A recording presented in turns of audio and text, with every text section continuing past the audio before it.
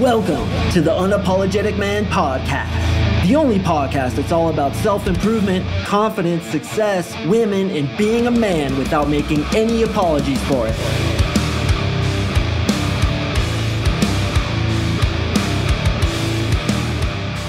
What is up, gentlemen? Thank you for tuning in to another episode of the UMP. I really do appreciate it. And today, we're going to talk about the magic of storytelling. A lot of you guys don't tell stories, and you wonder, how can I fill in the gaps that inevitably happen when I speak to women? I'm running out of things to say. She gets bored, and then she takes off, and I don't understand why it's happening. So I'm here to help you out, boys. Today, we're going to talk about the art of storytelling. Yes, I have done a podcast on this. I think it was about probably like 2 years ago. So if you get butthurt, like, oh, he's repeating content. Bro, it's been 2 years.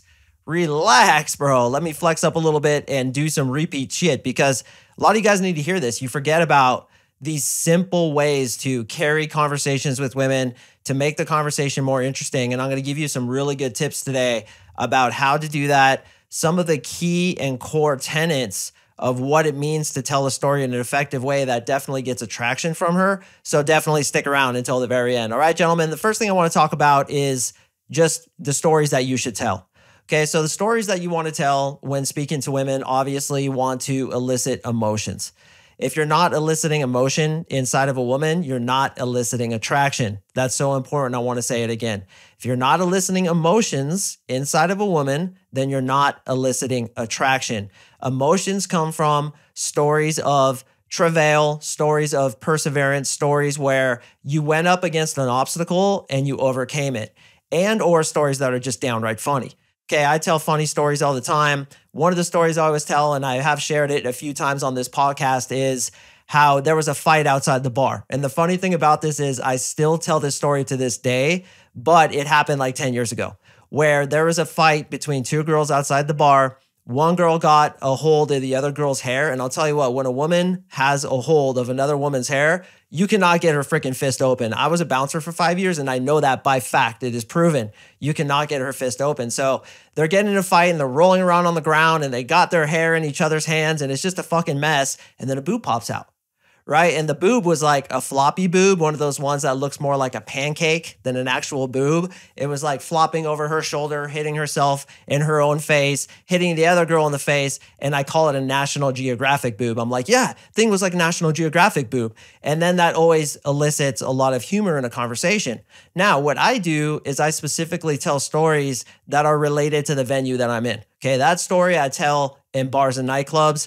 If I'm in bar X and the thing happened at bar Y, I don't give a shit. I'm telling the story as if it did happen outside of the bar that we're at, okay? It's a story that I tell all the damn time. Now, I also have stories about supermarkets. I have stories about bookstores. I have stories about the ballpark, concert halls. Anywhere you guys go, you should have stories related to that. But not only that, and this is so damn important, stories of your life. Stories of your life, gentlemen.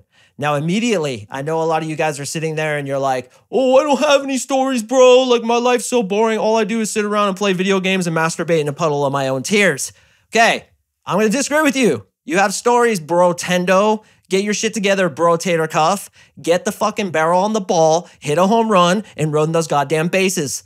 Let's go from the backyard to the bigs and up our goddamn game. That's right, I've been watching a lot of baseball lately. Seriously underrated sport. I highly suggest you guys check it out. Really interesting stuff. What I didn't realize, real quick side note about baseball, is it's a game between the pitcher and the batter. That's kind of something that I just recently realized, and I'm enjoying it a lot more. So back to storytelling.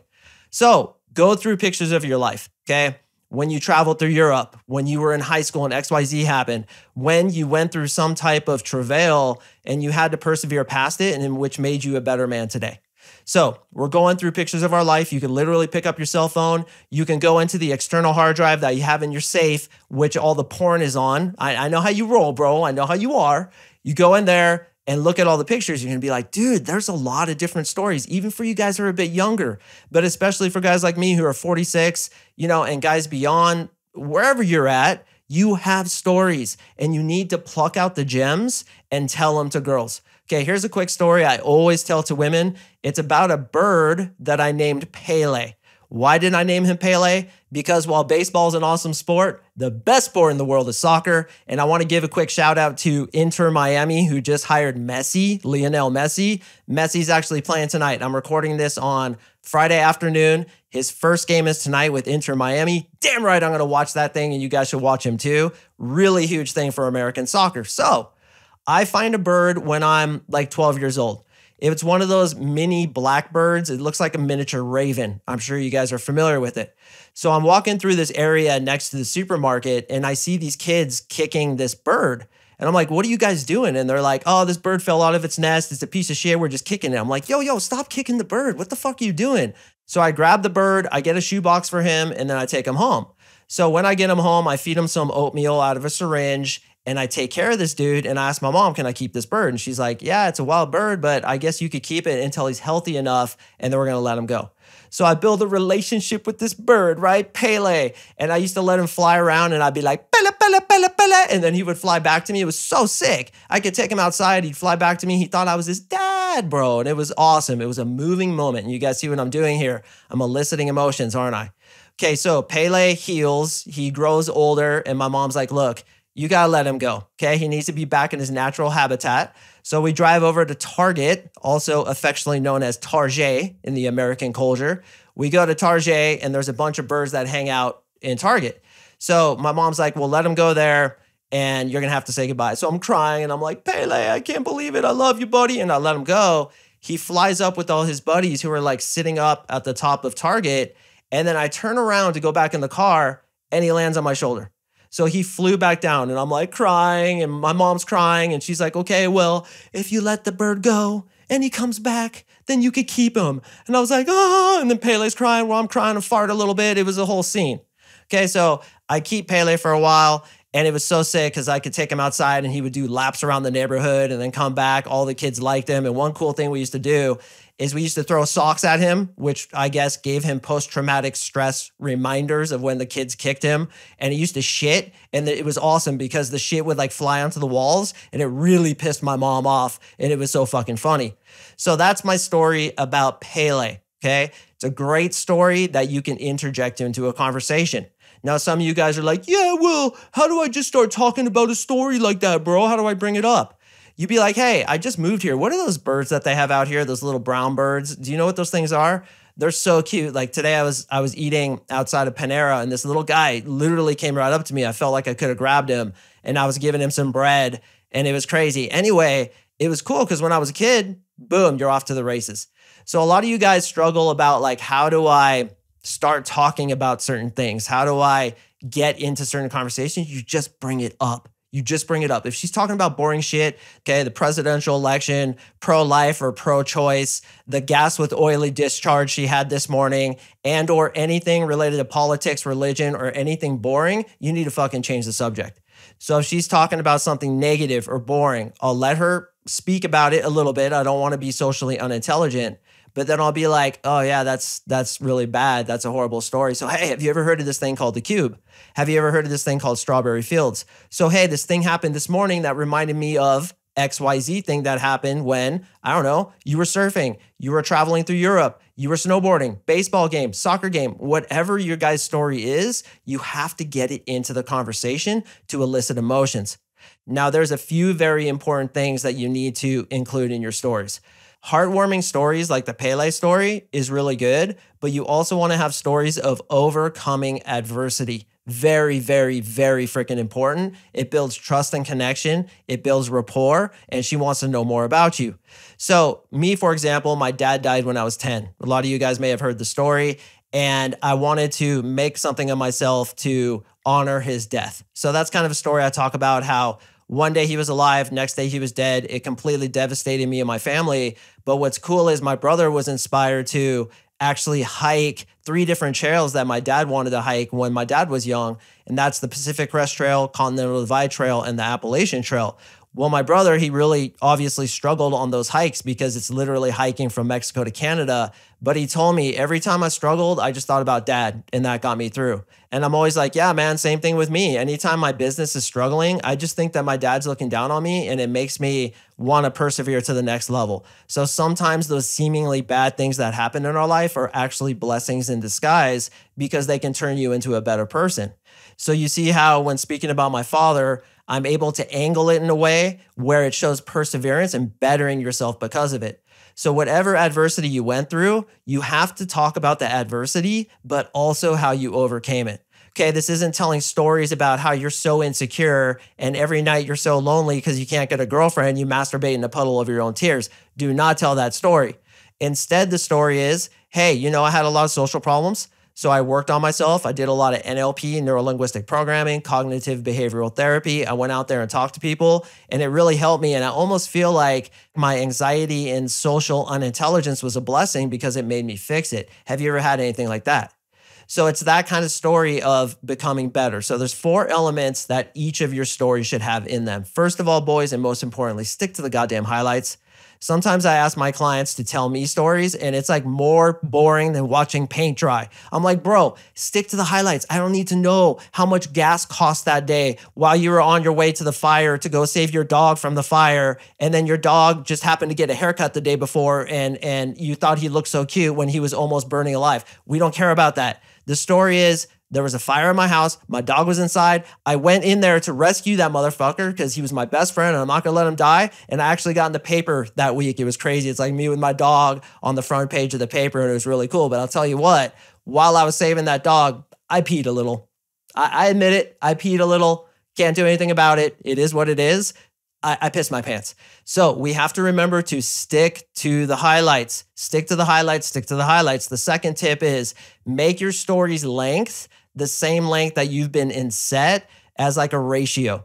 So if you've been in set for 10 minutes, you'll tell possibly a slightly shorter story. You are on your first or second date, you can tell a longer story. So the ratio is the shorter you've interacted with her, the shorter your stories.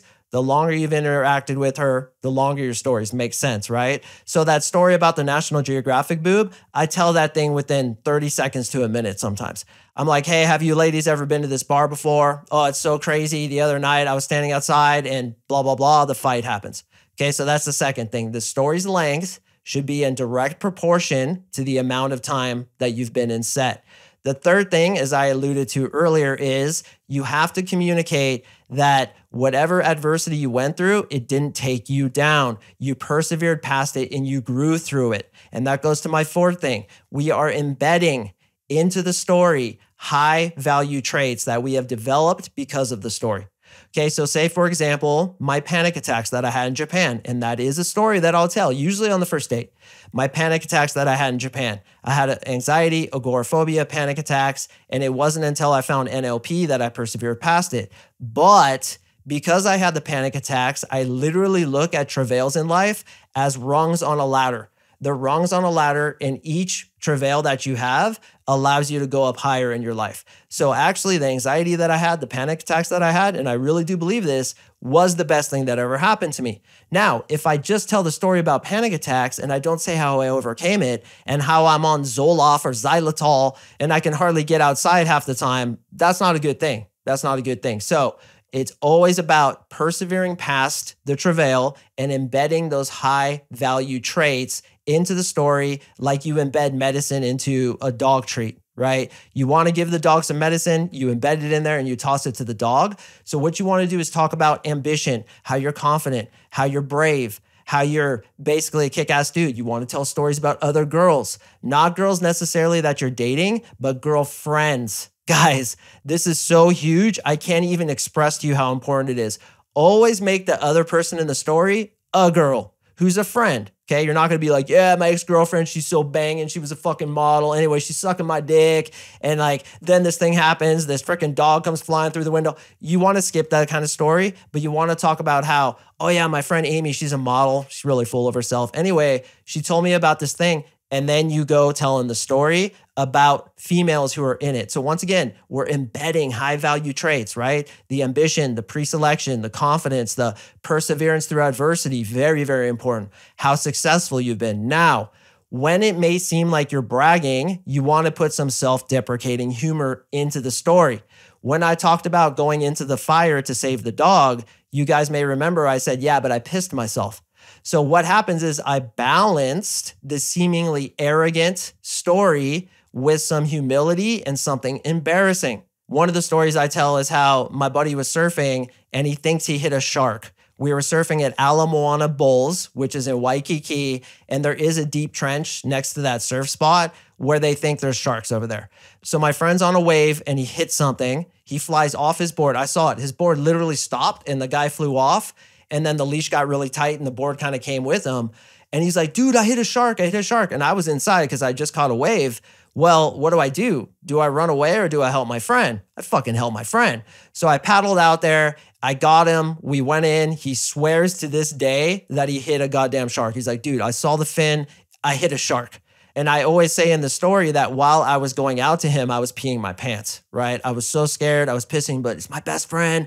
I got to go rescue him. He's my boy. So I get out there and I grab him and we're both pissing on the way back. In fact, we were pissing so much it actually propelled us like a jet ski through the water until we got on the shore and we were like laying on the beach like, dude, I can't believe that happened. He swears he hit a shark.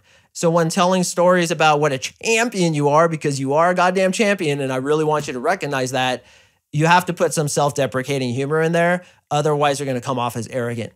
And I've heard people say like, yeah, I tell stories, but girls think I'm full of myself. Then you need more self-deprecation. Okay, so here's what we're going to do, brothers. Starting tonight, okay, what is it, Thursday? By Sunday night, I want you to have at least 5, preferably 10 stories that you could tell the girls. How do you find them? I just told you. You go through your pictures. You go through emails that you may have had during that time of your life, whatever it was. Think about trips you've taken. Think about adventures you've had. You guys have all done so much cool shit. You just don't remember it. It's easy to forget that stuff. So when you go through your pictures, you get 5 to 10 stories, some longer than others, some about perseverance through travail. Others are kind of funny stories. Other stories could be simply about a philosophy that you came up with, like your spirituality and why you came up with that, or why you don't drink anymore, how you were addicted to drugs at one time, and yes, you persevered past it. Now that may beg the question, well, I don't want to tell her I was addicted to drugs. Yes, you do. It builds rapport. The problem is if you're still on drugs. Now, if you're still on drugs, you know, I'm afraid I can't help you with that, but I guess you'd want to go meet a girl who's also on drugs.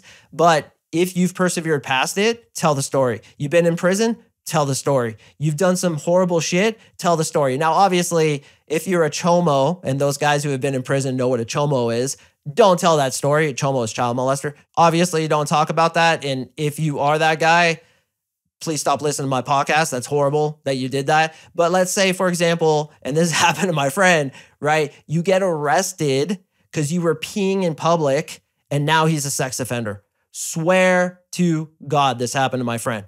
Okay, can you tell that story? Of course. You didn't do anything horrible. You're not like a legit chomo. It's just some shit that happened to you. So yeah, guys, you can talk about the bad things that have happened to you. I certainly talk about that stuff. But as I've said, and this is super important, you persevered past it. That's the most important thing. Okay, so we're going to look for 10 stories. I want you to really practice them. You can look in the mirror. You can record a podcast like this one. You can get on video like I am now, by the way. For you audio-only listeners, we're now doing video, and this podcast is being filmed. Just kind of staring at myself filming this thing. It's a little weird, but it's going to be on YouTube. So check out my YouTube channel. I'm going to up my game. As many of you may have noticed on Instagram, we're really going to up the game. No more hat wearing, right? I thought it was a little bit immature. You know, I'm going to up my style a little bit, try to up my game where this is concerned. And we're going to come out with a new website too in a couple months. So check that out on YouTube, but you can record yourself on video talking. It's a little awkward, but it's good practice for how to be socially confident, right? You can practice in the mirror, practice while you're driving, and remember those key tips. You want to embed those high value traits into your stories without looking arrogant. If you do feel it's going to look arrogant, then what you want to do is put self-deprecating humor into it. The story's length should be directly proportional to the amount of time that you've been in set. You want to stick to the highlights, keep that shit as interesting as possible. Drop away the boring facts that don't matter. Just stick to the highlights. Keep her emotional. We want to get into her emotions. And another thing, guys, is if you're not a good speaker, trying to record a podcast like this one, even if you don't have any intent to publish it, is really, really helpful.